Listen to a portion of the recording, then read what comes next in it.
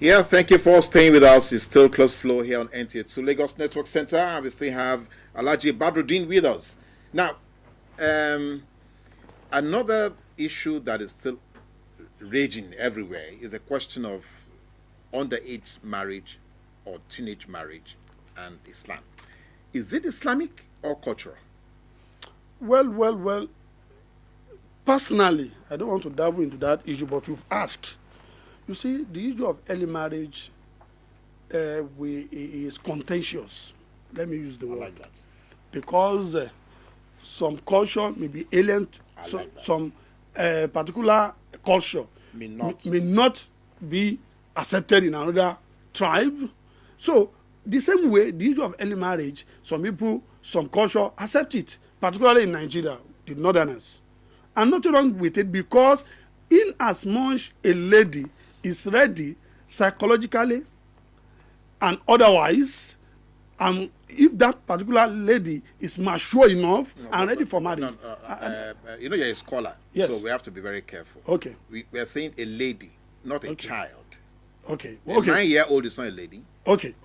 Where I'm going in that area is there is differences in physiological development of different children, whether child or whatever. A 9-year-old girl may be mature than a 10-year or 12 years old at times. If I'm making a mistake, correct me. No, I wouldn't know. So at That's times, your perception. at times, some may be 15 years and be mature enough even to carry baby to do anything.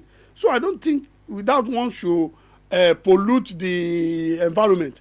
If you look at the polity now, that's what they are discussing Everywhere. at the House of Assembly, National Assembly. When we have the pressing issues to be discussed, we have the issue of ASU there.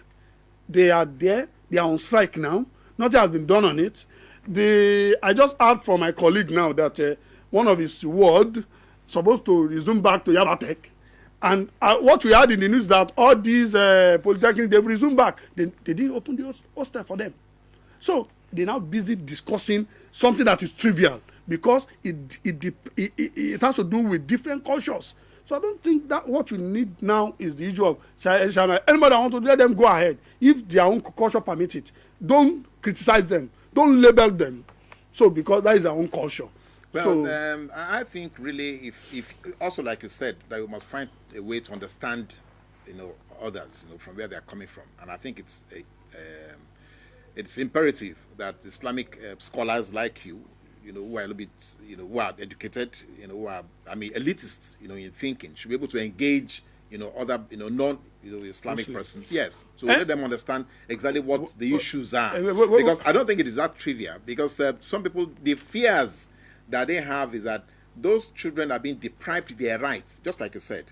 If you don't allow me to practice my religion the way the Holy Book says, that means you're depriving me the rights. So some people are of the opinion that these children are being deprived their rights, by getting them involved in these early marriages. Well, that area, we want us to be very careful, as you've said earlier.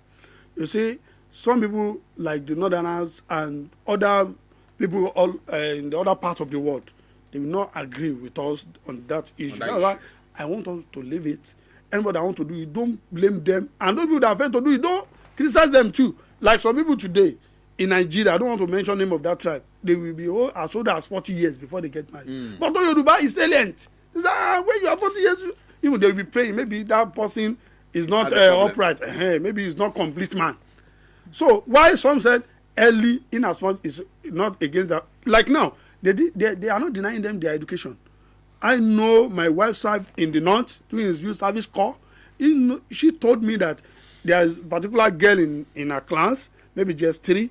When they have their break like this, the son of that particular will rush down to meet her. Why you disturb her? That is my first son. So they are educated too.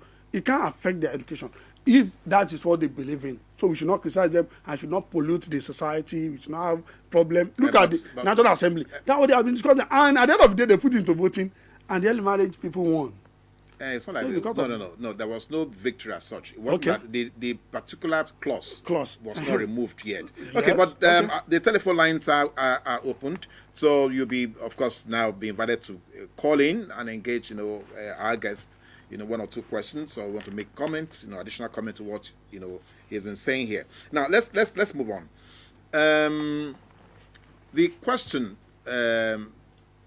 of Islamic scholarship, that is studying deeply what the Quran says, what the Quran demands, and then interpreting it, seems to be another issue. A lot of people are saying that, look, there are so many things in the Quran that some scholars misinterpret, or they interpret to satisfy their own egos or selfish interest or vested interest. Yeah. So how do you deal with that? Well, anybody that does that is not a good Muslim, and Islam will never allow such, because we thank God our own religion, particularly the issue of Quran, most especially, we have what you call tafsir, the exegesis of the Quran itself. One ayah like this, the prophet will explain everything to us. That what Allah is saying on this verse is this.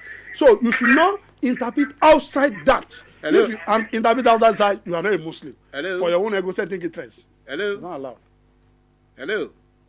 Oh, we lost the call. So, Our first call. because of your own egocentric interest, you now allow your own this thing to support that. No, you should not do that.